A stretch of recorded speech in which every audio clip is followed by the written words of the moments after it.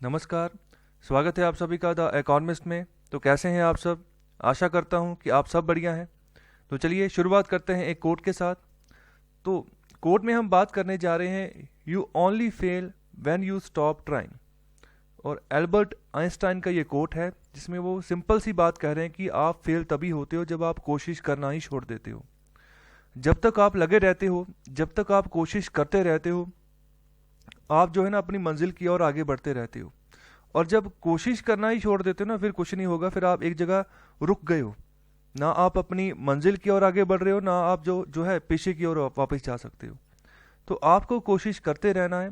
देखो, दो चीज़ें होती हैं, या तो आपकी जो है ना गोल अचीव हो जाएगा, और दूसरी बात यहाँ पर यह है कि अगर गोल अचीव नहीं हुआ तो आपको अच्छा खासा एक्सपीरियंस हो जाएगा उस रास्ते का जिस रास्ते पे आप चल रहे थे अपना गोल अचीव करने के लिए। तो उस एक्सपीरियंस से भी आप काफ़ी कुछ सीख सकते हो, और उस एक्सपीरियंस से आप दूसरों को भी काफ़ी कुछ सिखा सकते हो। ओके, तो ये बहुत बढ़िया कोट है, इसको अपने जीवन में समझिए, और जो भी आपका गोल है ना उसी के रिगार्डिंग आप कोशिश करो, आगे बढ़ो। तो चलिए शुरुआत करते हैं, ओवरव्यू देखते हैं शुरुआत से। तो कंटेंट में जो ओवरव्यू है, तो सबसे पहले मैं यहाँ पर एक बात यहाँ पर क्लियर कर दूँ कि संडे को हम इकोनॉमिक टाइम्स का जो न्यूज़पेपर है उसको डिस्कस नहीं करते हैं। संडे को हम डिस्कस करते हैं टाइम्स ऑफ इंडिया का न्यूज़पेपर, उसका भी डेली एडिशन हम जो है डिस्कस करते हैं। तो इसका ऐसा हम क्यों करते हैं, इसका रीज़न ये है कि जो संडे को इकोनॉमिक टाइम्स जो न्यूज़पेपर आता है ना, वो एक मैगजीन आती है।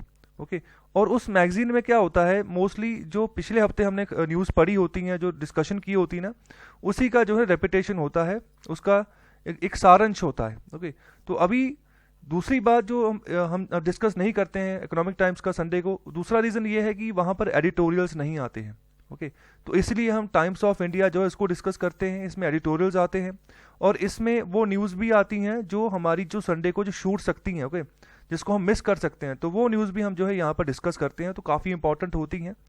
तो कहने का मतलब है जितने भी न्यूज़ पूरे महीने में आती है, सारे हफ्ते में आती है, तो हम सबको डिस्कस करके चलते हैं, आगे बढ़ते हैं। तो इसी के चलते हम जो है टाइम्स ऑफ इंडिया का जो संडे टाइम्स जो पेपर है उसको हम जो है डिस्कस करते हैं यहाँ पर। तो शुरुआत करते हैं कोर्ट के साथ, फिर एडिटोरियल डिस्कशन होती है, उसके बाद फ्रंट पेज में जितनी भी न्यूज़ होती है उसको डिस्कस करते हैं, फिर टाइम्स सिटी वाला पेज आता है, टाइम्स नेशन, टाइम्स ग्लोबल, फिर लास्ट में वही सेम है, शीशे के सामने 3 वोकैबुलरी के वर्ड्स होंगे, एक इकोनॉमी का कंसेप्ट होगा, एक आपको मैप को आइडेंटिफाई करना होगा, और लास्ट में जो है जो हमने लास्ट में क्वेश्चन पूछा होता है उसकी डिटेल्स जो है यहाँ पर डिस्कस होती है मैप के रिगार्डिंग।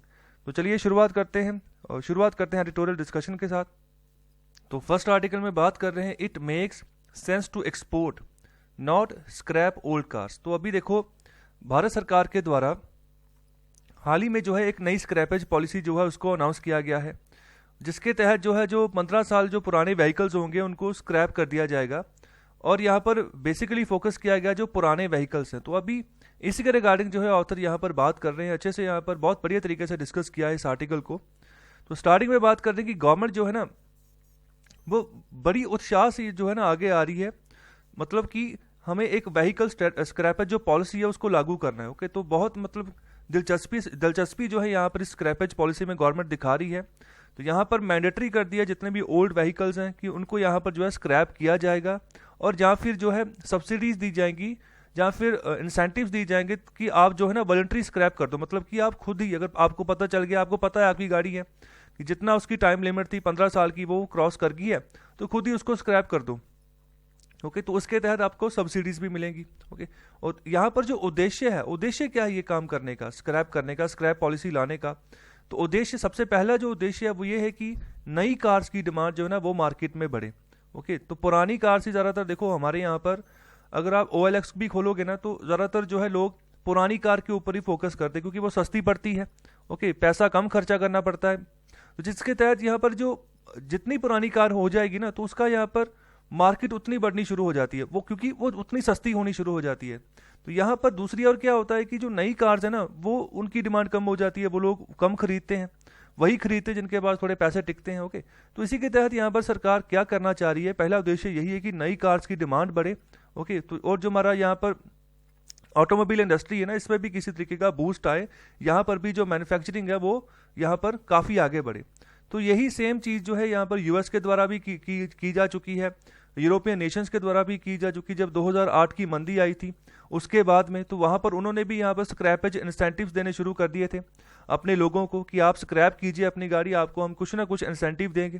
ता जो कि अगर गाड़ी स्क्रैप होती है तो कल को वो नहीं खरीदेगा मार्केट से। ओके, तो जब नहीं खरीदेगा तो मार्केट में रिवाइवल आएगा, इकॉनमी जो है दोबारा रिवाइव होगी ऑटोमोबाइल सेक्टर्स की। और दूसरा एम जो है, जो सेकंड एम है उसकी बात यहाँ पर कर रहे हैं। दूसरा एम जो वह दूसरा जो एम है वो है पोल्यूशन को कम करना। तो पोल्यूशन कम करना क्यों? जैसे देखो, जितने पुराने व्हीकल्स हैं उनकी टेक्नोलॉजी भी उतनी पुरानी है, और टेक्नोलॉजी उतनी पुरानी है जिसके तहत जो है वो एमिशन भी ज़्यादा करते हैं।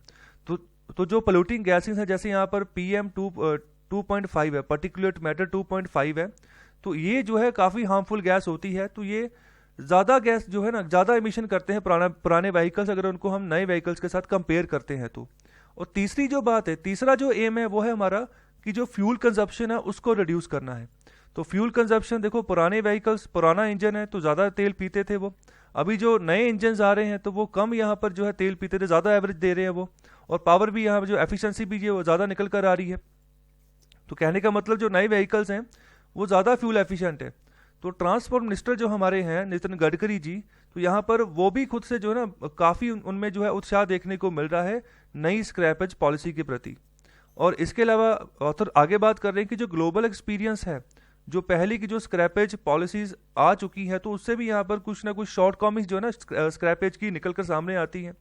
तो शुरुआत में क्या शॉर्ट कमिंग है, तो सबसे पहली बात करते हैं कि जो स्टार्टर्स हैं, ओके, जो मतलब कि शुरुआत जिसने पुरानी गाड़ी खरीदी है, ठीक है, तो अगर उसको आप बोल दो कि अपनी पुरानी गाड़ी को आपने स्क्रैप करना, तो उसके लिए तो वो बैड पॉलिसी होगी ना, क्योंकि उसने पुरानी गाड़ी खरीदी है तो उसमें अपनी मर्जी से उसने जो है नया इंजन फिट करवा दिया है। ओके, मतलब कि जो एमिशन कम करता हो, अपनी गाड़ी को नए से पेंट करवा दिया है कि नई गाड़ी की जो लुक है नई सी आए।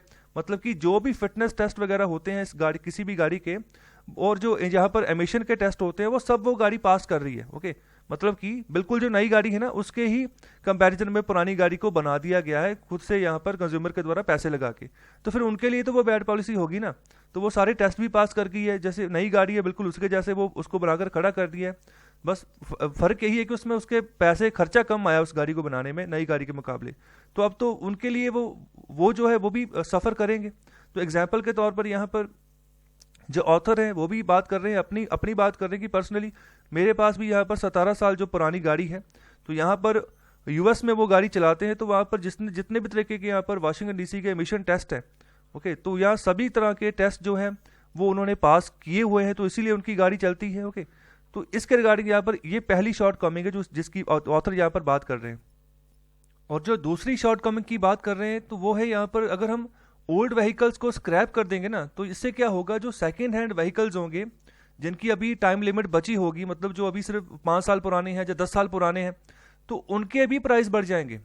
और इससे किनको नुकसान होगा, इससे जो यहाँ पर गरीब जो कार ऑनर्स हैं, इसके अलावा जो छोटे ट्रक ऑनर्स हैं, ओके, जिनके पास एक ही ट्रक है, ओके, जो मतलब एक ही ट्रक से अपना गुजारा कर रहे हैं, तो अपनी उनकी रोजी रोटी चल रही है, तो ऐसे लोगों को नुकसान हो जाएगा, वो यहाँ पर पूरी तरह से हिट होंगे। और अगर कल को कोई भी सेकंड हैंड ट्रक खरीदते हैं या सेकंड हैंड कोई कार खरीदते हैं तो उनको वो महंगी पड़नी शुरू हो जाएगी। ओके, तो इससे फायदा किनको होने वाला है, हम फायदा वैसे किनको पहुंचा रहे हैं, जो मैन्युफैक्चरर्स हैं कार्स के या ट्रक्स के, उनको, तो वो तो ऑलरेडी प्रॉफिट में है। यहाँ पर ऑथर ऐसी बात कर रहे हैं, ओके, तो वो तो ऑलरेडी प्रॉफिट में है, तो नुकसान जो है हम गरीब लोगों का कर देंगे। और तीसरा यहाँ पर शॉर्ट कमिंग है, उसके बारे में यहाँ पर बता रहे हैं कि जो सबूत निकल कर आ रहे हैं अलग अलग कंट्रीज से, जहां पर जो है ये स्क्रैपेज पॉलिसी लाई गई थी, तो उसमें यहाँ पर यह चीज़ देखी गई है कि जो सेल हुई है नए व्हीकल्स की, तो जब तक ये पॉलिसी शुरुआत में लगी थी, जहां पर भी जिन नेशंस में, जैसे यूएस या फिर यूरोप की हम एग्जांपल ले लें, तो वहां पर शुरुआत में तो अच्छी खासी जो है नए व्हीकल्स की परचेजिंग हुई, सेल हुई, लेकिन कुछ समय बाद ऐसा हुआ कि वहां पर कोई इंप्रूवमेंट जो है लॉन्ग रन में देखने को मिली नहीं। मतलब कि थोड़ी देर तक तो कुछ महीनों तक इफेक्ट रहा स्क्रैपेज पॉलिसी का, लेकिन अगर लॉन्ग रन में बात करें तो फिर वही सिनेरियो होगा जो पहले था, मतलब कि गाड़ियां नहीं बिक रही थी। ओके, तो यही सिनेरियो दोबारा बनना शुरू हो गया। तो इसी के रिगार्डिंग एग्जांपल दे रहे हैं यहाँ पर। तो यहाँ पर एक फर्म है मैक्रो इकोनॉमिक एडवाइजर की, तो यहाँ पर उनके द्वारा एस्टिमेशन लगाया गया कि यूएस में 2009 में, तो 2008 में मंदी आई थी, भयानक मंदी आई थी यूएस में, और उसके बाद यहाँ पर 2009 की बात करें जब ये धीरे धीरे प्रगति की ओर आगे बढ़ रहे थे, वही उसी समय पर इन्होंने भी अपने यहाँ स्क्रैपेज पॉलिसी अनाउंस की थी। तो उसी के चलते यहाँ पर बात कर रहे हैं कि जो इन्होंने अपना जो कंक्लूजन हुआ था स्क्रैपेज पॉलिसी का कुछ महीने बाद, 2.5 लाख अगर हम कारों की बात करें जो नई सेल्स निकल कर आई थी, उसमें सिर्फ आधी ही बिकी थी। ओके, उस प्रोग्राम का जब एंड हुआ था, जब स्क्रैपेज पॉलिसी लागू कर दी थी उसके बाद, और आधी बिकी थी जब वो पॉलिसी चल रही थी, जब उसको नया नया इंट्रोड्यूस किया गया था। तो ऐसा सिनेरियो था, मतलब कि धीरे धीरे जो था ना सेल कम होनी शुरू हो गई यूएस में भी, जो नई कार परचेजेस थी उसके बारे में भी। और आगे बात कर रहे हैं कि जो भारत की ऑटो इंडस्ट्री है 2020 में बहुत बुरी तरीके से वो प्रभावित हुई थी, पैंडेमिक भी इसकी वजह थी। और अगर हम बात करें 2020 से पहले 2019 का जो मिड था, तो उस समय पर भी जो हमारी मैन्युफैक्चरिंग इंडस्ट्री थी, खासतौर पे जो ऑटोमोबाइल इंडस्ट्री थी, तो इनकी कार्स वगैरह सेल नहीं हो रही थी। ओके, तो अभी अगर उसके लिए अभी क्या हो रहा है कि अब धीरे धीरे वो खुद से ग्रो कर रही है। ओके, दोबारा से उनकी जो सेल्स है ना वो बूमिंग हो रही है, दोबारा से आगे बढ़ रही है। अभी 2021 की बात करें तो इसके चलते जो है ना हमें इस इंडस्ट्री को कोई आर्टिफिशियल बूस्ट देने की जरूरत नहीं है। गवर्नमेंट अपना खर्चा करके या गवर्नमेंट अपनी ओर से जो है ना किसी तरीके का भी आर्टिफिशियल बूस्ट यहाँ पर ना दे। ओके, और आगे बात कर रहे हैं कि जो पोल्यूशन है यही सबसे बड़ी समस्या है, सबसे बड़ा इशू जो है वो ही पोल्यूशन ही है। तो इसी के रिगार्डिंग जो है ना सिटीज़ को अभी क्या करना चाहिए कि जो व्हीकल्स जो एमिशन टेस्ट पास नहीं कर पाते वहाँ पर उन व्हीकल्स के ऊपर बैन लगा देना चाहिए।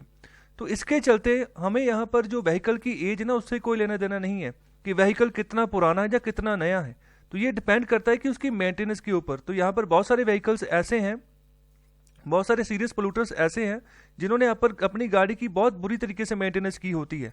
और कई तो व्हीकल ऐसे होते हैं जो रिलेटिवली न्यू होते हैं, मतलब नए ही होते हैं, जिनकी मतलब कि 2 या 4 साल पुराने होते हैं और मेंटेनेंस इतनी बुरी होती है कि अपना जो है ना इतना ज़्यादा पोल्यूशन वो फैलाते हैं। ओके, तो अभी इसका एज से कोई लेना देना नहीं है। पुराने व्हीकल्स भी ऐसे हैं जिनकी मेंटेनेंस इतनी बढ़िया होती है कि वो एमिशन कम फैलाते हैं। तो अभी इस तरीके से बैन जो है ना लगाना चाहिए अगर हमने एयर पोल्यूशन को भी टैकल करना है। तो समस्या तो एयर पोल्यूशन की है ना यहाँ पर, कि जो पुरानी गाड़ियाँ हैं वो एयर पोल्यूशन ज़्यादा कर रही हैं, जिसके तहत हम जो है इनको स्क्रैप कर रहे हैं। और इसी के रिगार्डिंग आगे बात कर रहे हैं कि जो इंडियन सिटीज़ है तो यहाँ पर भी ना जो वेहिकुलर टेस्टिंग है हर 2 साल बाद जो है मैंडेटरी कर देनी चाहिए, कि हर 2 साल बाद जो है आपकी जो वेहिकल है उसकी पूरी टेस्टिंग होगी कि कितना फिट है, कितना इंजन सही काम कर रहा है, कितना पोल्यूशन फैला रहा है, ओके, कितना जो है आगे और गाड़ी चल सकती है। तो ये सब चीज़ें जो है ना हर 2 साल बाद इनकी टेस्टिंग होनी चाहिए। तो यूएस में भी ऐसा ही होता है। तो ये किनके द्वारा की जानी चाहिए? जो सीरियस इंस्टीट्यूशंस हैं, जो सही तरीके से काम करते हों और जिनके ऊपर गवर्नमेंट का भी ओवरसाइट रहे, गवर्नमेंट भी जो है ना उनके ऊपर निगरानी रखे कि किसी तरीके से कोई गलत काम ना हो जाए। तो कहने का मतलब है अगर सही तरीके से हम आगे बढ़ेंगे तो इससे गवर्नमेंट को as a source of revenue भी मिल जाएगा। ओके, अगर 2 साल बाद टेस्टिंग होगी तो कुछ ना कुछ फीस तो लगेगी, तो गवर्नमेंट को भी एक सोर्स ऑफ रेवेन्यू हो जाएगा। तो इससे इनकी पॉलिटिकल मोटिवेशन जो है ना और इम्प्रूव होगी, और ये जो ब्राइब्स जो रिश्वत वगैरह लेकर गाड़ी को पास कर देते हैं उनको भी हम पकड़ सकेंगे। ओके, आने वाले समय में अगर हम सीरियस इंस्टीट्यूशन को यहाँ पर इंस्टॉल करते हैं। तो हाल ही में अगर अभी की सिचुएशन देखोगे ना भारत में, तो अगर आपने अपना पोल्यूशन भी बनवाने जाना है तो ऐसा होता है वहाँ पर कि आप पोल्यूशन सेंटर पे जाओ तो वहाँ पर आपने सिर्फ अपनी गाड़ी की फोटो दिखा देनी है, नंबर प्लेट की, और उसने आपको पोल्यूशन सर्टिफिकेट बना के दे देना है। तो कहने का मतलब मशीन वगैरह उधर सब कुछ होता है, लेकिन लोग गाड़ी ही नहीं लेके जाते। और जो यहाँ पर जो पोल्यूशन सेंटर वाला होता है वो भी गाड़ी चेक नहीं करता कि सच में जो है एमिशन गाड़ी कर रही है, पोल्यूशन कर रही है या नहीं कर रही है। ओके, तो वैसे ही जो सर्टिफिकेट दे दिया जाता है। तो ये अब इन सब जगह के ऊपर एक सीरियस इंस्टीट्यूशन चाहिए कि जो इनके ऊपर निगरानी रख सके।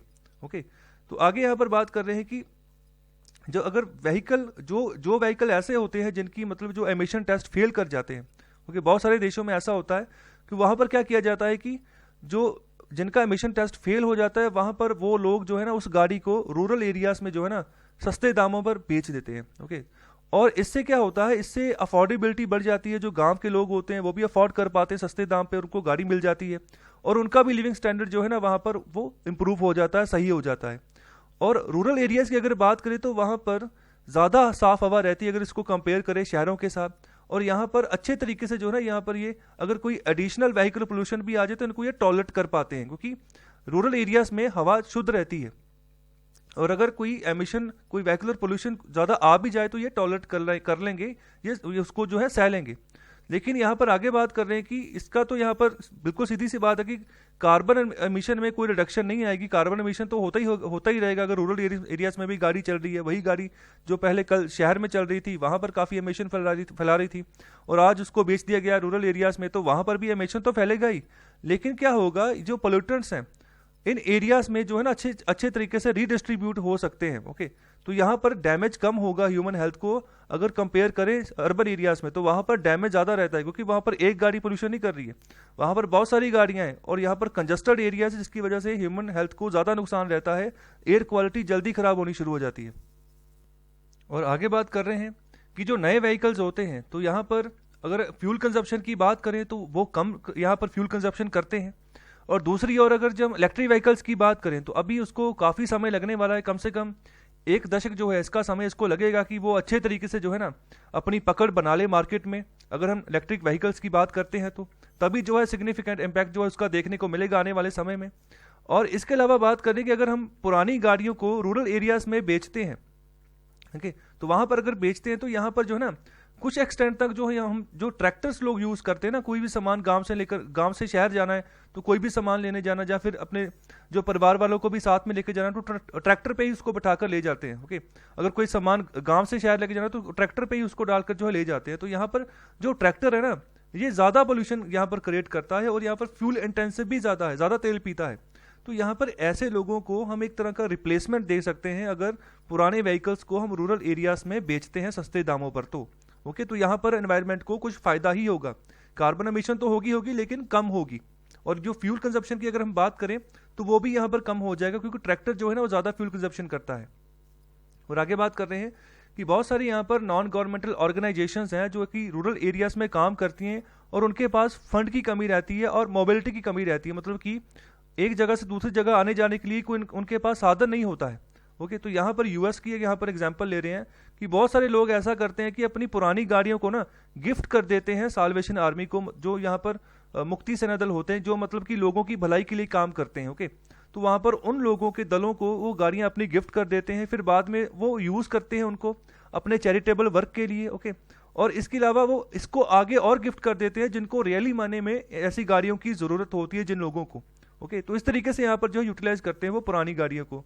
और इसके अलावा आगे बात कर रहे हैं कि जैसे शुरुआत में मैंने बात की थी कि गवर्नमेंट ऑफ इंडिया इंसेंटिव देगी, ओके, सब्सिडी देगी अगर आप जो है अपनी गाड़ी को स्क्रैप करते हो। तो इसी के रिगार्डिंग यहाँ पर बात करने की, पब्लिक फंड को आप यूज करोगे ना इंसेंटिव देने के लिए कि आप अपनी गाड़ी को स्क्रैप करो, तो आप यहाँ पर स्क्रैप करने के लिए इंसेंटिव क्यों दे रहे हो? आप इंसेंटिव दो कि अपनी गाड़ी को जो है ना आप रूरल एनजीओस को बेचो या फिर गांव की पंचायतों को बेच दो, तो उसके तहत आप इंसेंटिव दो तो ज्यादा सेंस बनती है बात की। ओके, पब्लिक फंड को तो आपने यूज करना ही करना है, लेकिन सही जगह वो गाड़ी चली जाए इसके तहत आप इंसेंटिव दीजिए। और एग्जाम्पल यहाँ पर ले रहे हैं आगे, जर्मनी की बात कर रहे हैं। तो जर्मनी ने यहाँ पर जो है ना कैच फॉर क्लंकर्स प्रोग्राम चलाया था सन 2009 में।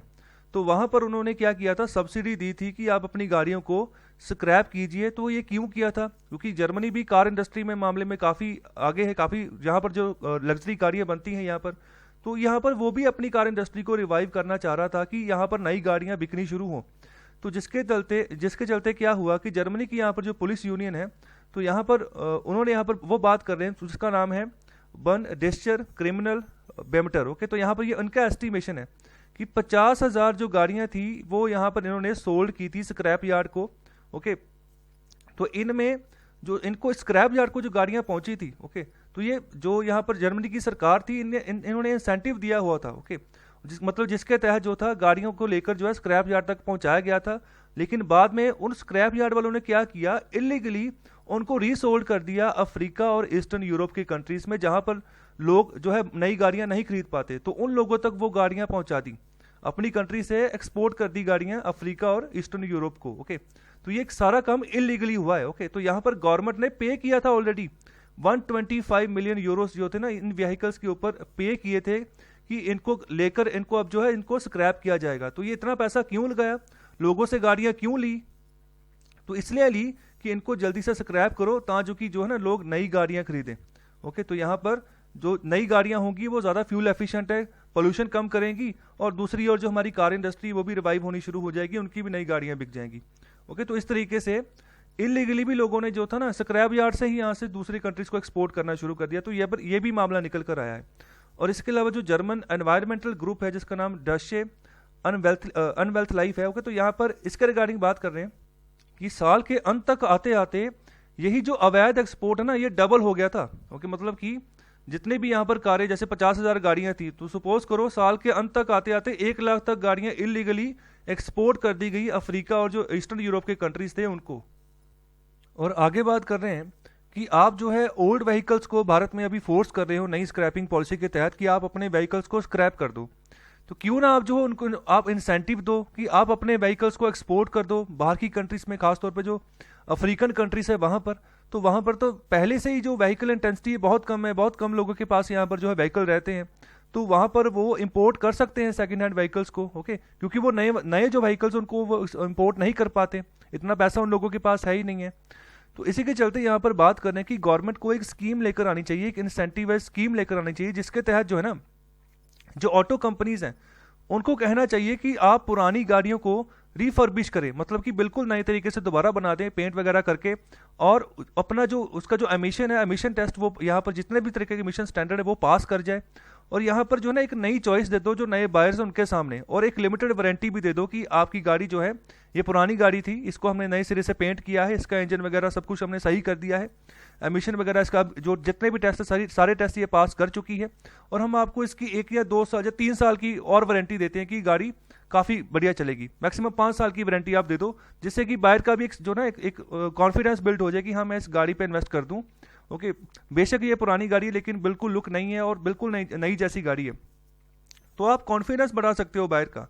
तो इससे क्या होगा, जो यहाँ पर लॉन्ग लिविटी है, मतलब कि जो ज़्यादा देर तक जो है ना पुराने व्हीकल जो है वो चल सकेंगे इंडिया में, और ज़्यादा इंप्रूवमेंट जो है हमें आगे देखने को मिलेगी। तो इससे हमारा जो यहाँ पर जो कैपिटल है, तो कि जो कंट्री ऐसी है जहाँ पर ये व्हीकल है ही नहीं है, तो वहाँ पर हम जो है इनको पहुँचा सकते हैं, बचा सकते हैं। जो एक्स्ट्रा हमने रिसोर्स दोबारा से निकालने थे, नई गाड़ियाँ बनानी थी, ओके, नई और से हमने स्टील मंगवानी थी, दोबारा से कंस्ट्रक्शन होनी थी, फिर गाड़ी बननी थी, तो ये इन सब चीज़ों से बच सकते हैं अगर पुरानी गाड़ी को भी हम जो है दोबारा से उसको एक नई लाइफ दे देते हो तो। ओके, तो ये इसके अलावा बात कर रहे हैं कि रिफर्बिश्ड और जो वारंटेड व्हीकल्स है ना, तो अमेरिका में अभी भी उसकी अच्छी खासी मार्केट है।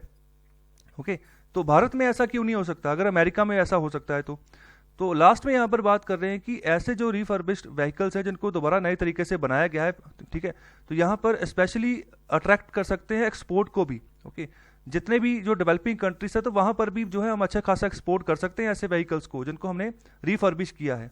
और इसके अलावा अगर हमने रिफर्बिश नहीं भी किया हो तो तब भी जो है ना अच्छी खासी एक्सपोर्ट मार्केट है। जैसे हमने अभी एक्सपीरियंस देखा है, जर्मन एक्सपीरियंस देखा है सन 2009 में, जहाँ पर जर्मन की सरकार ने 50,000 गाड़ियां यहाँ पर खरीदी थी इंसेंटिव देकर, तो 125 मिलियन यूरो वहाँ पर स्पेंड किए थे, स्क्रैप यार्ड में भेजी थी, तो स्क्रैप यार्ड वालों ने इलीगली उनको एक्सपोर्ट कर दिया अफ्रीकन कंट्रीज में। ओके, तो ये तो वहाँ पर कौन सा उन्होंने रिफर्बिश किया था, वहाँ पर तो जैसी गाड़ी आई थी वैसे उन्होंने एक्सपोर्ट कर दी। बिल्कुल उसी तरीके से अगर रिफर्बिश करके बेचते हो तब भी फायदा है, अगर नहीं भी करते तब भी वो उसका एक्सपोर्ट मार्केट जो है ना वो एग्जिस्ट करती है। तो इससे क्या होगा, आने वाले समय में हमारा जो एक्सपोर्ट पोल्यूशन है वो जो बाकी के जो दूसरे लो इंटेंसिटी कंट्रीज है वहाँ पर चले जाएगा।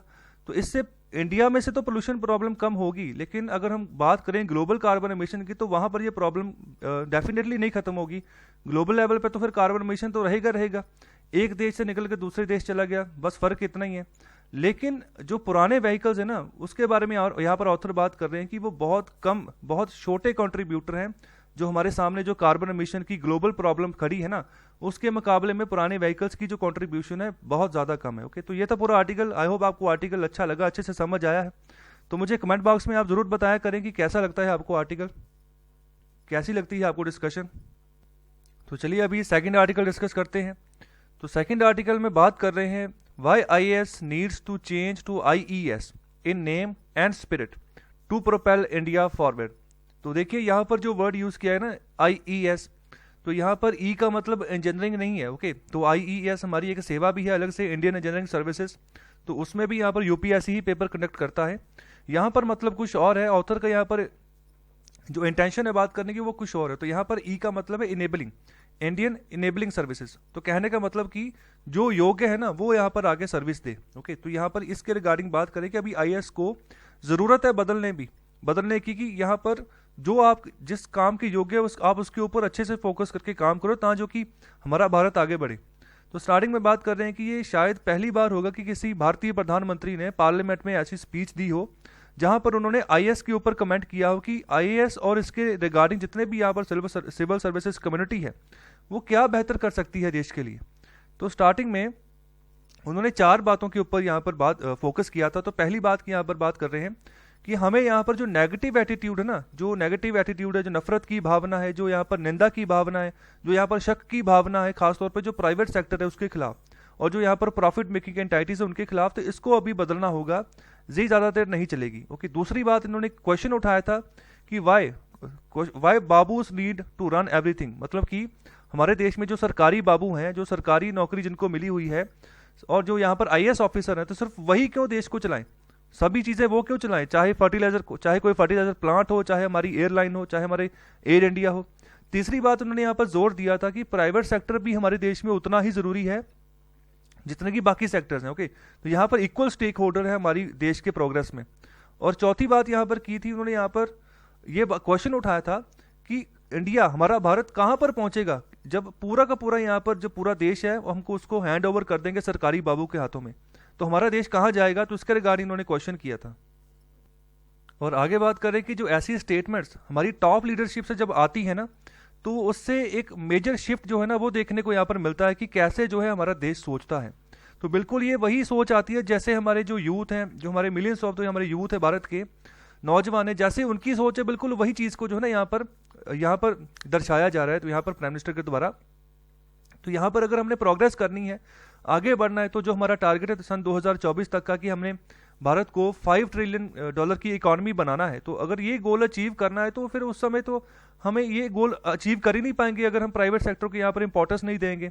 अगर प्राइवेट सेक्टर को हम ऐसे ही नेग्लेक्ट करते रहेंगे आने वाले समय में, तो ये बिल्कुल इम्पॉसिबल होगा बिना प्राइवेट सेक्टर के कि हम यहाँ पर $5 ट्रिलियन की जीडीपी की जो है अचीव कर ले 2024 तक।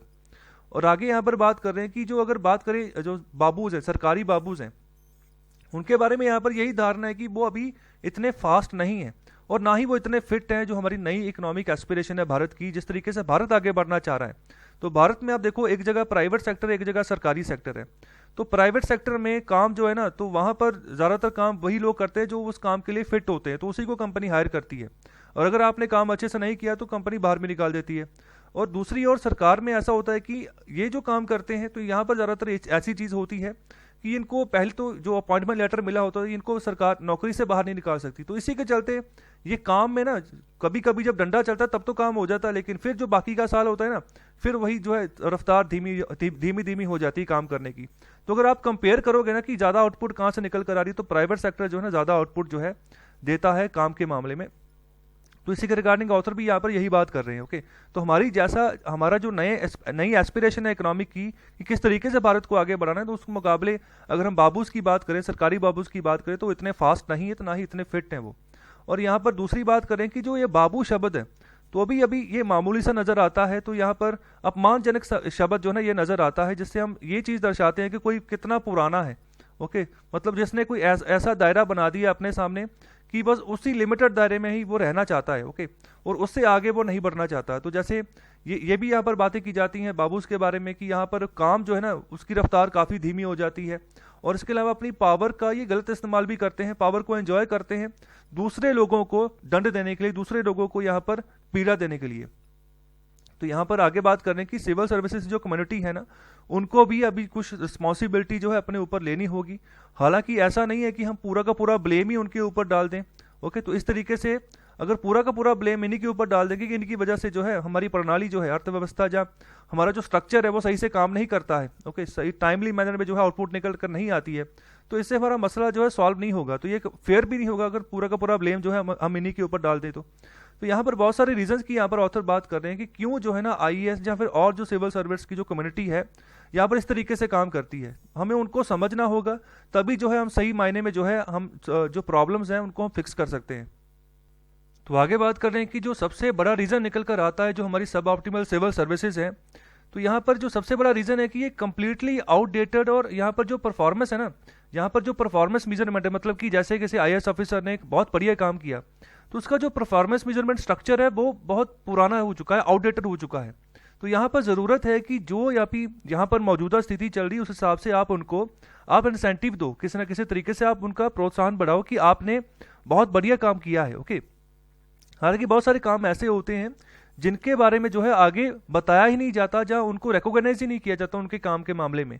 तो यहाँ पर जो है सिविल सर्वेंट की अगर बात करें, अगर कोई अच्छा काम वो करता है तो उसके लिए उसको ना रिवार्ड दिया जाता है, और अगर किसी भी तरीके का अगर उससे कोई गलती हो जाती है तो तब उसको पैनलाइज कर दिया जाता है। तो ऐसा जरूर करते हैं, पैनलाइज हो जाता है, सस्पेंशन हो जाती है अगर कोई गलत हो जाता है। लेकिन अगर कोई सही काम होता है तो उसके लिए कोई प्रोत्साहन नहीं मिलता, कोई किसी तरीके का इंसेंटिव नहीं होता, कोई किसी तरीके का रिवॉर्ड नहीं होता है। तो यहाँ पर एग्जाम्पल के तौर पर यहाँ पर इस बात को समझा रहे हैं कि सपोज करो कोई एक आईएएस ऑफिसर है, तो उसको यहाँ पर एक फीलिंग आ रही है कि अभी जो पब्लिक ऑफ सर्विस के लिए जो हमने वेबसाइट बनाई थी, जो फॉर एग्जांपल किसी भी पब्लिक सर्विस के लिए यहाँ पर जो है सर्विस प्रोवाइड कर रही है, जहाँ पर आप आके जो है आप यहाँ पर अपने लाइसेंस के लिए अप्लाई कर सकते हो। तो इस वेबसाइट की बारे में यहाँ पर आईएएस अफसर सोच रहा है कि यहाँ पर कुछ गड़बड़ है, ओके, तो इसको सही करवाना है। तो अभी इसको सही करना है, तो सही क्यों करेगा? वो सही इसलिए करेगा ना, जो हमारे पब्लिक है, आम जनता है, उसको जो है यहाँ पर आसानी रहे, उनका काम जल्दी से हो जाए। ऐसा ना हो कि उनको एक ही काम करवाने के लिए जो है महीना महीना या साल दर साल जो है वेट करनी पड़ जाए। ओके, तो इसी के चलते जो है सपोज करो एक आईएएस ऑफिसर, उसको लगा कि वेबसाइट को अभी सही करवाना है, करेक्ट करवाना है और काम को आसान बनाना है। तो उसके चलते यहाँ पर वो प्राइवेट फर्म को किसी को हायर करेगा। ओके, तो वहां पर जो प्राइवेट फर्म को हायर करना है वो आएंगे। ओके, तो फिर वो काम करेंगे इसके ऊपर। तो इन सब के चलते यहाँ पर जो ये काम कर रहे हैं, तो यहाँ पर इंसेंटिव कहाँ पर दिया गया है? ओके, तो अभी देखो, जब किसी भी अफसर की पोस्टिंग होती है तो साल या 1.5 साल के अंदर अंदर उसको जो है दोबारा से ट्रांसफर कर दिया जाता है, या फिर उसकी पोस्टिंग जो है जो किसी और जगह कर दी जाती है, प्रमोशन हो जाती है। तो इन सब चीज़ों के लिए यहाँ पर ऑथर बात करें, कम से कम 3 साल तक वेट तो करो कि जो यहाँ पर कोई अफसर आकर काम करके गया था उसका क्या नतीजा निकला, ठीक है, उसका क्या यहाँ पर जो है रिजल्ट निकला। ओके, तो वो तो पता चले। तो यहाँ पर क्या चीज़ यहाँ पर जो करना चाह रहे थे, क्या वो गारंटीड हुई है? ओके, तो इसके बारे में पता तभी चलेगा ना जब वहाँ पर वो रुकेंगे। तो जल्दी से यहाँ पर ट्रांसफर हो जाती, जिसकी वजह से यहाँ पर पता नहीं चलता कि कौन सा काम किसके द्वारा यहाँ पर किया गया था। ये एक्चुअल में जो अभी रिजल्ट निकल कर आया है, इसके पीछे प्लानिंग किसकी थी? ओके, तो इन सब चीज़ों के ऊपर यहाँ पर बात करेंगे, थोड़ी सी वेट भी यहाँ पर करनी चाहिए। तो इसी एग्जाम्पल के रिगार्डिंग आगे बात करें कि अगर सपोज करो कि अभी नई प्राइवेट फर्म को अगर हायर किया गया है, तो उसके तहत अभी क्या होगा? अभी उसके तहत जो है ना नए अप्रूवल जो है देनी होगी नई फर्म्स को। तो उसके तहत क्या होगा? पूरे डिपार्टमेंट में काम बढ़ जाएगा, एक्स्ट्रा वर्क हो जाएगा। और दूसरी बात यहाँ पर कर रहे हैं कि अगर कोई कंपनी यहाँ पर आना चाह रही है कि मैं यहाँ पर वेबसाइट बनाऊंगी, तो उसके चलते जो रिश्वत है वो बढ़नी शुरू हो जाएगी। तो यहाँ पर जो सरकारी बाबूज हैं, जो यहाँ पर आईएएस ऑफिसर के नीचे भी जो काम करते हैं और भी जो ऑफिसर्स हैं, तो वहाँ पर रिश्वत चलनी शुरू हो जाएगी। एक्चुअली में ये सब चीज़ें होती हैं कुछ लेवल तक। और आगे यहाँ पर बात कर रहे हैं कि हो सकता है कि आने वाले समय में वेबसाइट टाइम रहते चले ही ना, ओके, और ज़्यादा समय यहाँ पर लग जाए उसको चलते चलते, क्योंकि इन अप्रूवल्स में और यहाँ पर जो अप्रूवल को फाइनलाइज होते होते काफ़ी समय लग जाता है। और आखिर में बात कर रहे हैं कि यहाँ पर फिर इसके अलावा जब काम बढ़ जाएगा, जब अप्रूवल देने के लिए साइन वगैरह ज़्यादा करना पड़ेगा, वेरिफिकेशन करनी पड़ेगी, तो बाकी के जो कलीग्स होते हैं ना, तो फिर वो यहाँ पर ब्लेम करते हैं, नफरत करना शुरू कर देते हैं ऐसे ऑफिसर के साथ कि आप जो है आप हमारा काम बढ़ा कर गए हो, आपने काम बहुत ज़्यादा बढ़ा दिया है। तो यहाँ पर क्या होता है, यहाँ पर सिर्फ वेट की जाती है कि काम को रहने दो, रोक दो, अगली प्रमोशन तक का वेट करो या फिर अपनी पोस्टिंग तक का वेट करो। और आगे यहाँ पर बात करें कि अगर सपोज करो कि यहाँ पर जो वेबसाइट है, नई वेबसाइट बन गई है, ओके, यहाँ पर पब्लिक बेनिफिट्स जो है, पब्लिक को बेनिफिट मिलने शुरू हो गए, तो लेकिन जिस आईएएस ऑफिसर ने यहाँ पर शुरुआत की थी, जिसने ये सोचा था कि इसको सही करना है, तो उसको तो कुछ नहीं मिला उसके यहाँ पर काम करने के रिगार्डिंग, किसी तरह का इंसेंटिव नहीं मिला, ना ही उसको रिकॉग्नाइज किया गया। तो यहाँ पर इस ऐसी सिचुएशन में कोई भी टिपिकल ऑफिसर जो है ना, वो क्या कर सकता है ऐसे व्यापार में? तो वहाँ पर उसको क्या मिलेगा? सिर्फ यहाँ पर और कुछ नहीं मिलना, सिर्फ उसको यहाँ पर वेट करना होगा। ओके, उसकी प्रमोशन हो जाएगी या फिर उसकी पोस्टिंग हो जाएगी, और ये सभी चीज़ें ना बार बार रिपीट होती रहेंगी। कभी वो किसी राज्य में होंगे, किसी राज्य के किसी शहर में होंगे, फिर दोबारा में किसी और शहर में चले जाएंगे। तो ये सारी की सारी प्रॉब्लम जो है ना, यहाँ पर भी कुछ ना कुछ यहाँ पर गड़बड़ है, इसके ऊपर भी हमें फोकस करना चाहिए। और आगे बात करें कि जो यहाँ पर प्रॉब्लम निकल कर आती है भारत में, तो वहाँ पर यही प्रॉब्लम है कि हम जो है ना कॉस्ट और वेट, इन दोनों चीज़ों को हम अफोर्ड नहीं कर पाएंगे। तो कॉस्ट का क्या मतलब होता है यहाँ पर कॉस्ट का मतलब है कि कोई भी काम करना, ओके, लेकिन उसमें कोई अपना एफर्ट नहीं करना है, ओके, बहुत मिनिमम एफर्ट रखना है। तो इस तरीके की प्रवृत्ति, इस तरीके का बिहेवियर, मतलब कि काम चलता रहेगा लेकिन अपना एफर्ट कुछ नहीं, बिल्कुल ऐश करनी है और काम जो है बिल्कुल साइन करके अप्रूवल देके चले गए, मतलब इस तरीके का काम। तो ऐसी जो है ना, ऐसी प्रवृत्ति जो है ना, इसको हम बर्दाश्त अब नहीं कर पाएंगे, अफोर्ड नहीं कर पाएंगे, और ना ही हम वेट कर पाएंगे। कि मतलब चलता है, चलने दो, अभी जो है रिजल्ट नहीं निकल कर आया है, काम नहीं हुआ है, कोई बात नहीं, अगली प्रमोशन तक का वेट करो, हम किसी कहीं और चले जाएंगे, जो दूसरा आएगा अब वो देखेगा। ओके, तो ये सिचुएशन है। ओके, तो इसको अभी और ज़्यादा अफोर्ड नहीं कर सकते हैं। तो यहाँ पर जो है ना आईएएस ऑफिसर को यहाँ पर जो प्रमोशन मिलती है ना, तो यहाँ पर कोस्टिंग के तहत मिलती है, कि मतलब कि मिनिमम एफर्ट, एफर्ट बहुत करना है, एफर्ट बहुत कम करना है, और काम जो है ना जितना होता है चलो उतना होने दो। तो यहाँ पर पिछले काफ़ी सालों से यहाँ पर इसी तरीके से जो हम आगे बढ़ते रहे हैं, तो अभी इन सब चीज़ों को पीछे छोड़ना होगा। हम आगे तब तक नहीं बढ़ पाएंगे जब तक हम पूरी तरीके से ना अच्छी तरीके से हम मेहनत नहीं करेंगे। ओके, हमें यहाँ पर काम करना होगा, तेज़ी से हार्ड वर्क करना होगा, हमें इनोवेटिव बनना होगा, हमें यहाँ पर चीज़ों को इम्प्रूव करना होगा, और यहाँ पर सिस्टम्स को खुद से क्रिएट करना होगा जो कि आने वाले समय में जितने भी तरह की प्रॉब्लम्स आए उनका यहाँ पर सोल्यूशन जो है ना वो निकाल सकें। तो इसके रिगार्डिंग इस तरीके से हमें आगे बढ़ना होगा।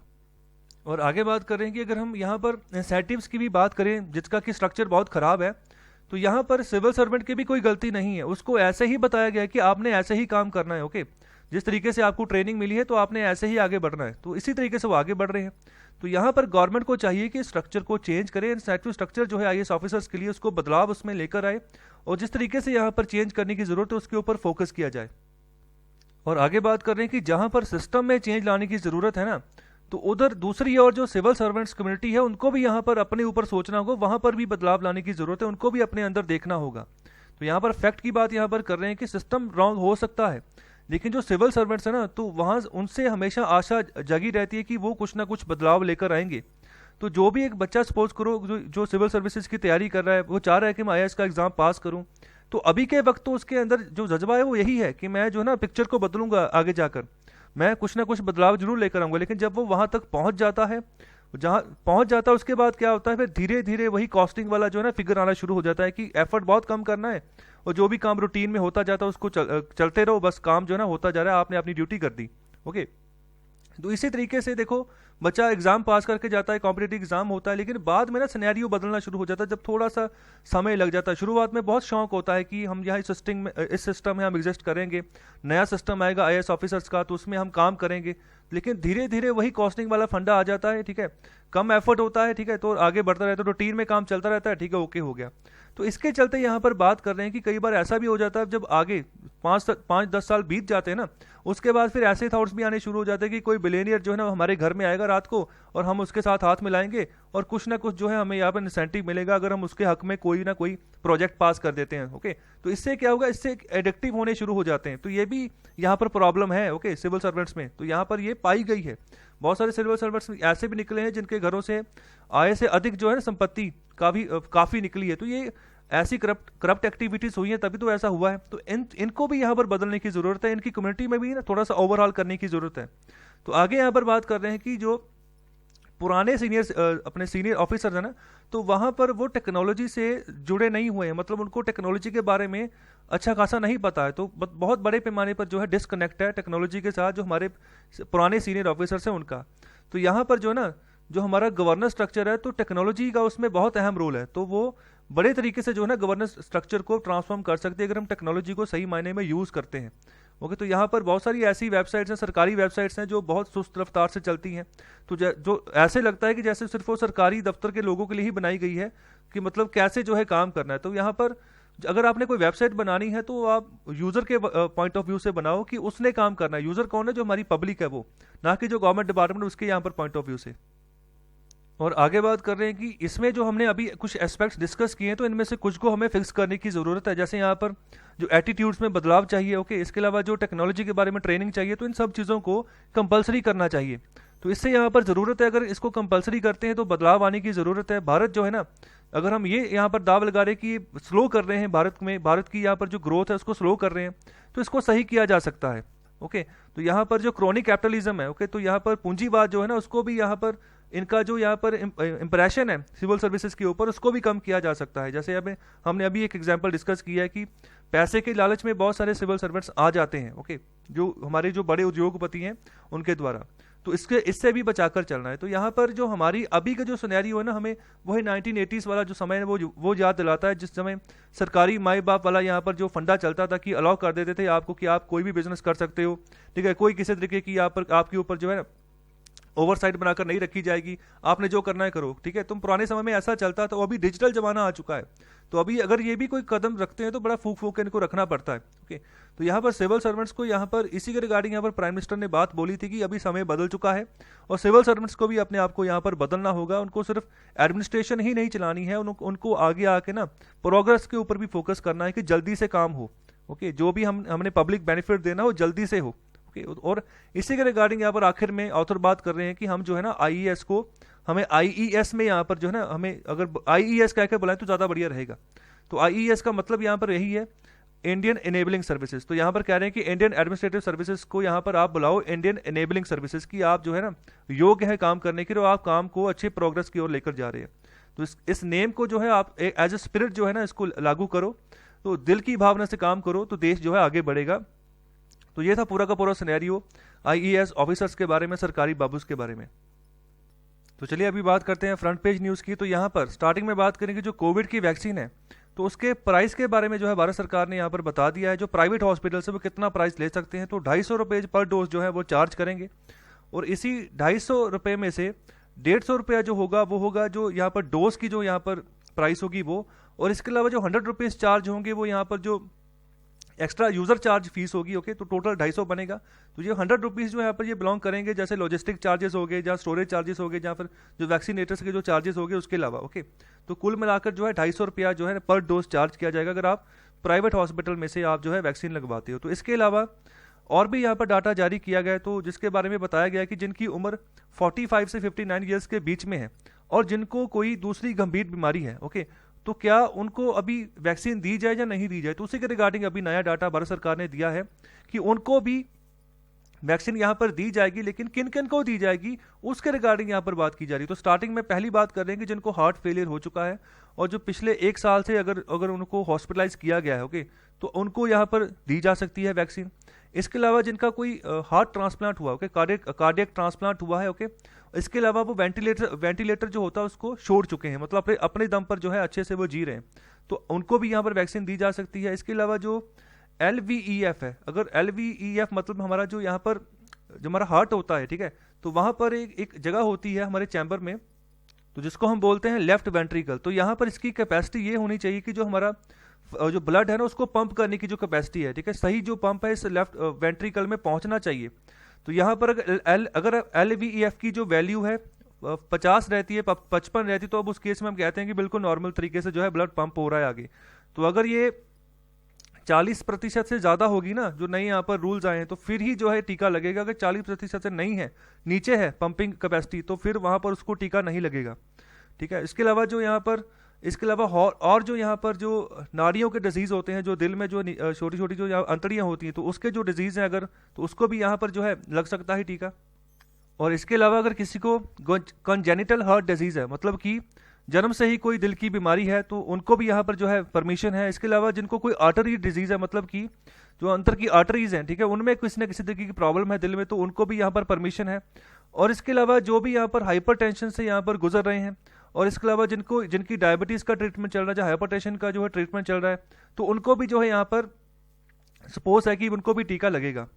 और आगे बात कर रहे हैं कि एंजीना, तो एंजीना का क्या मतलब होता है, ये भी एक तरह की बीमारी है जब आर्टरीज जो यहाँ पर पंप करती है ना ब्लड को ऊपर, तो इनमें अगर किसी तरीके से जो है जमावड़ा शुरू हो गया, मतलब कि ब्लॉकेज इन्होंने करनी शुरू कर दी है, तो ऐसी बीमारी जहाँ पर अच्छे से हार्ट जो है ब्लड को आगे पंप नहीं कर पा रहा, रुकावटें पैदा होनी शुरू होगी आर्टरीज में, तो उसको यहाँ पर एंजीना कहते हैं। तो इसके तहत भी जो है इनको भी जैब लग सकती है, टीका लग सकता है। इसके अलावा जो CT या फिर जिन्होंने MRI करवाई है अपनी बॉडी के, ठीक है, अगर कोई स्ट्रोक आया तो उसके रिगार्डिंग भी जो है आगे बढ़ सकते हैं, ये इनको जो है वैक्सीनेशन हो सकती है। और वही जो आगे यहाँ पर एक्सप्लेन कर रहे हैं, यहाँ पर हाइपरटेंशन और यहाँ पर पुल्मोनरी जो आर्टरी डिजीज़ है, जो डायबिटीज़ की जहाँ जिनका ट्रीटमेंट चल रहा है, और यहाँ पर जिनका डायबिटीज 10 साल से ज़्यादा हो चुका है, ओके, तो और भी जो कॉम्प्लिकेशंस हैं या फिर हाइपरटेंशन की और जो कॉम्प्लिकेशन है, तो इसके रिगार्डिंग भी यहाँ पर जो है उनको इजाज़त दी गई कि अभी वो जो है वैक्सीनेशन लगवा सकते हैं। तो ये थोड़ा सा डिटेल जो है भारत सरकार की ओर से जारी किया गया है, तो इसको ज़रूर पढ़ें। और जो अगर आपके घर में कोई बुजुर्ग हैं तो उनके रिगार्डिंग आप खुद से ध्यान रखें कि क्या उनको वैक्सीन लगवानी चाहिए या नहीं लगवानी चाहिए। तो जो यहाँ पर अभी मैंने कंडीशन डिस्कस की है, तो वहाँ पर अलाउ किया गया है कि आप वैक्सीनेशन लगवाएं अगर आपको कोई बीमारी है तो। और आगे जो न्यूज़ है वो है टाइम सिटी वाले पेज में। तो यहाँ पर बात कर रहे हैं कि दिल्ली में अभी तक 465 इलेक्ट्रिक 4 व्हीलर्स जो हैं वो रजिस्टर हो चुके हैं पिछले अगस्त महीने तक, पिछले अगस्त महीने से लेके अब तक। तो यहाँ पर दिल्ली सरकार ने एक दिल्ली ईवी पॉलिसी जो है ना वो लॉन्च की है, जिसके तहत जो है दिल्ली सरकार जो है 3 लाख तक का जो है इंसेंटिव देगी अगर आप कोई भी ईवी व्हीकल खरीदते हो, खासतौर पे जो 4 व्हीलर है। ओके, और यहाँ पर 1.5 लाख की आपको सब्सिडी मिलेगी जो आपकी रजिस्ट्रेशन होती है, जो आरसी वगैरह बनती है, और इसके अलावा जो रोड टैक्स है ना उसको माफ कर दिया गया है दिल्ली सरकार की ओर से, खासतौर पे जो ईवी व्हीकल्स। तो इससे क्या होगा, पहली बात तो ये सबसे बड़ी सब्सिडी है भारत में, ऐसी ऐसी सब्सिडी कोई और सरकार इतनी बड़े मात्रा में नहीं दे रही है। दूसरी बात, यहाँ पर जो खर्चा आएगा जब आप किसी इलेक्ट्रिक कार को खरीदोगे तो ये बिल्कुल सेम होगा अगर आप कोई डीजल कार खरीदते हो तो उसके बराबर होगा। ओके, तो यहाँ पर ये ध्यान रखिएगा, स्विच दिल्ली कैंपेन जो है ना ये चलाया जा रहा है आप गवर्नमेंट के द्वारा, तो ये भी ध्यान रखें, ये सेंट्रल गवर्नमेंट नहीं चला रही है, आप गवर्नमेंट चला रही है स्विच दिल्ली कैंपेन। तो इसके रिगार्डिंग क्वेश्चन पूछा जा सकता है। तो अभी इनका नंबर बढ़ता जा रहा है धीरे धीरे, जब से ये पॉलिसी लॉन्च हुई तो उसी के रिगार्डिंग ये न्यूज़ है। तो आगे भी सेम पेज में से ये न्यूज़ है, यहाँ पर high court, Delhi high court ने डायरेक्शन दी है जो animal welfare board of India है। तो यहाँ पर इसके बारे में आपको पता होना चाहिए कि animal welfare board of India कब बनाया गया।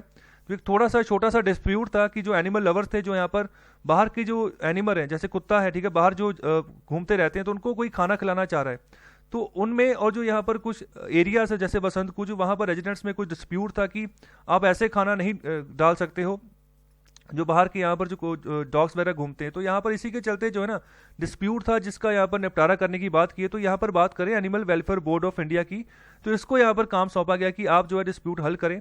तो इसको कब बनाया गया, इसका यहाँ पर पहली बात की हेडक्वार्टर कहाँ पर है, तो हेडक्वार्टर इसका है बल्लभगढ़ हरियाणा में।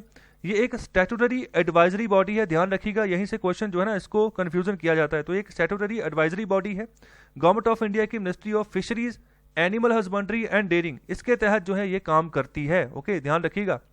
और इसको यहाँ पर पहले इसका ऑफिस चेन्नई में था, अभी इसको यहाँ पर इसका नया हेडक्वार्टर है बल्लभगढ़ में।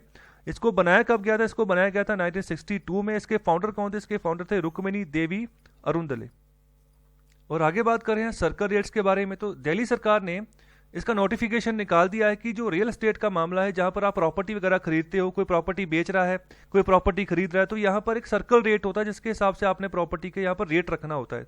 तो उसमें यहाँ पर 20% की कटौती कर दी है दिल्ली गवर्नमेंट ने, ताकि जो कि इस बिजनेस में ना बूस्टअप आ सके, ट्रांजैक्शन और बढ़े और रियल एस्टेट का बिजनेस जो है आने वाले समय में आगे बढ़ता रहे।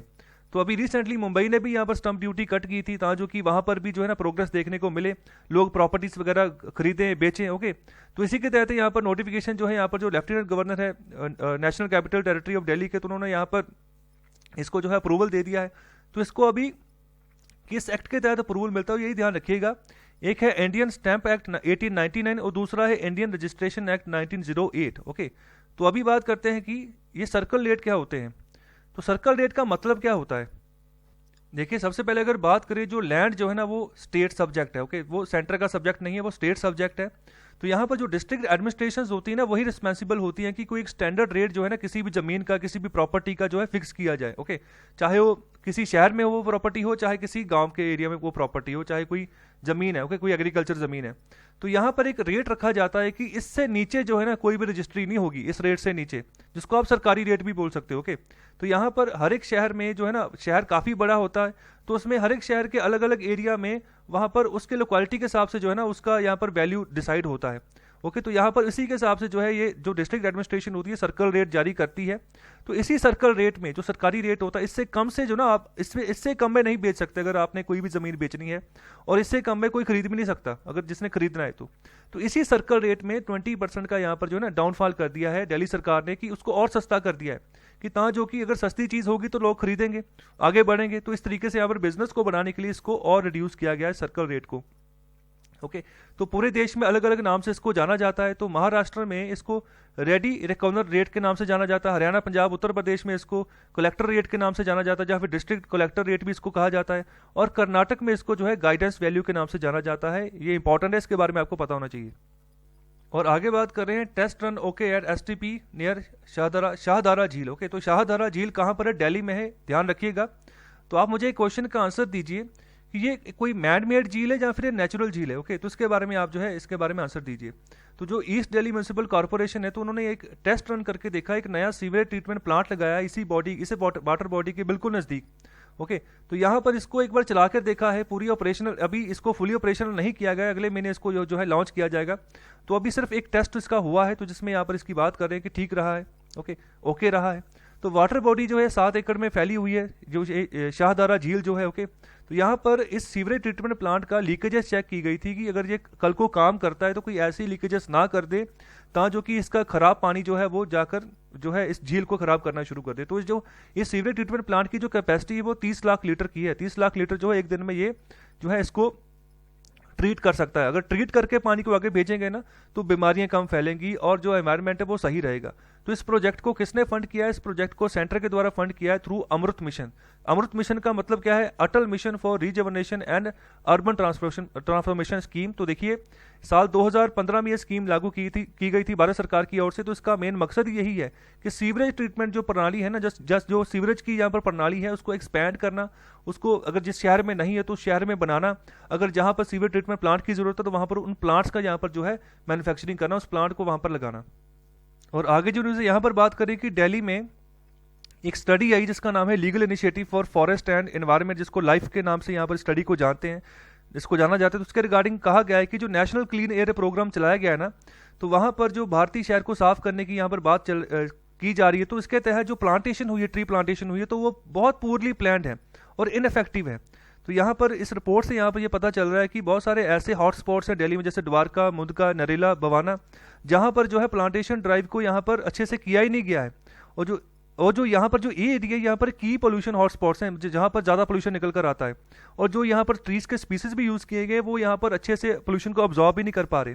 और इसके अलावा कोबरा, हैदराबाद, आगरा, चंडीगढ़, वाराणसी, ये सभी शहर हैं जिनको स्टडी में जो है कवर किया गया है।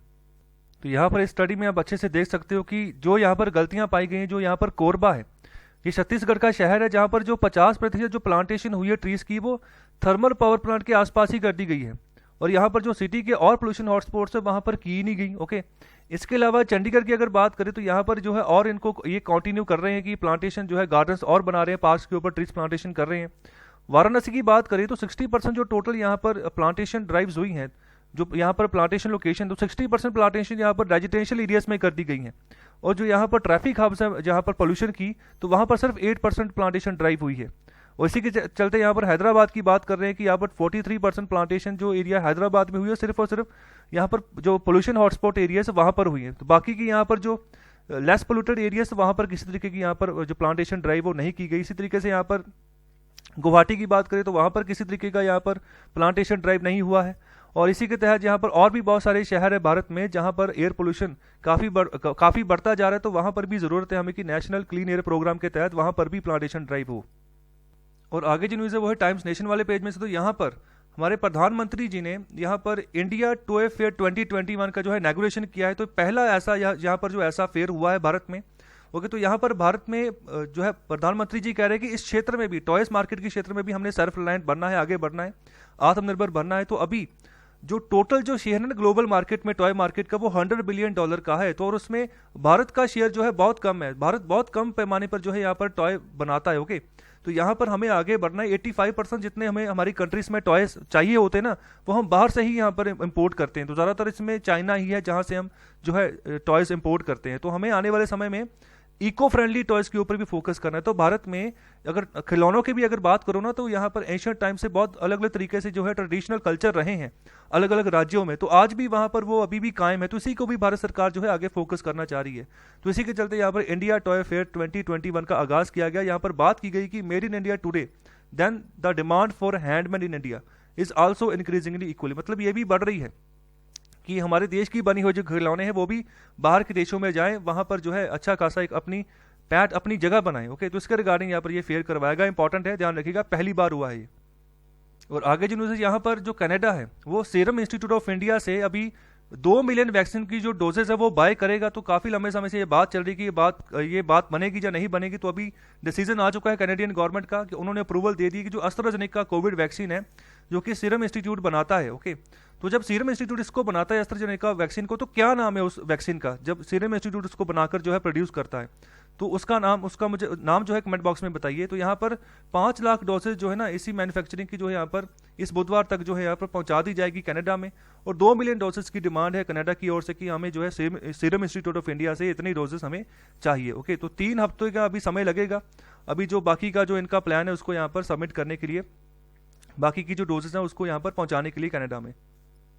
और आगे जो न्यूज़ है वो है टाइम्स ग्लोबल वाले पेज में। तो यहाँ पर यूनाइटेड स्टेट्स प्लान कर रहा है कि वो ट्रंप का जो रूल था ना, जैसे वो चाइना की टेक्नोलॉजी कंपनीज को यहाँ पर कर्व करके चलते थे, टैकल करके चलते थे, उसी तरीके को अभी यूएस जो है ना, जो यूएस की बाइडेन एडमिनिस्ट्रेशन है, जो बाइडेन की यहाँ पर जो एडमिनिस्ट्रेशन, वो उसी को जो है रूल को फॉलो करके चलेगी आने वाले समय में, जो चाइनीज टेक्नोलॉजी गिगांट्स हैं उनको यहाँ पर टैकल करने के लिए। ओके, तो इसके तहत यहाँ पर ये कहा जा रहा है कि ये यूएस कंपनीज को थ्रेट पहुंचा सकती है। तो पहले ट्रंप भी यहाँ पर यही कहते थे, इसी के चलते हुआवे के ऊपर बैन लगाया गया, टिकटॉक के ऊपर बैन लगाया गया कि हमारी जो इन्फॉर्मेशन है, ठीक है, हमारा जो डाटा है ना, उसके ऊपर यहाँ पर जो है सवालिया निशान खड़ा हो जाता अगर चाइनीज ऐप्स या चाइनीज कोई भी कंपनी जो हमें अगर हमारे यहाँ पर आकर बिजनेस करती है। तो यहाँ पर हालांकि ऑब्जेक्शंस भी काफ़ी थी जो यूएस के यहाँ पर बिजनेस होल्डर्स थे उनके द्वारा, फिर भी यहाँ पर जो है यही बात कही गई है यूएस प्रशासन की तरफ से कि जो ट्रंप का रूल था उसी को आगे फॉलो करेंगे, जिस तरीके से उन्होंने बैन लगाया हुआ था, जिस तरीके से वो टैकल करके चलते थे, उसी को हम आगे जो है फॉरवर्ड करेंगे।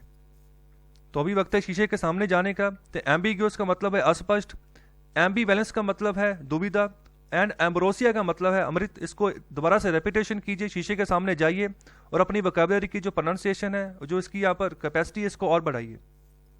तो अभी समय है आज का इकोनॉमिक कंसेप्ट समझने का। तो आज का जो टॉपिक है वो है बदला। तो ये बदला क्या होता है, ये हमारी भारतीय टर्म है। यहाँ पर अगर जो कंटेंगो वर्ड है ना इंग्लिश का इकोनॉमी में, तो उसी को हम भारतीय टर्म में बदला बोलते हैं।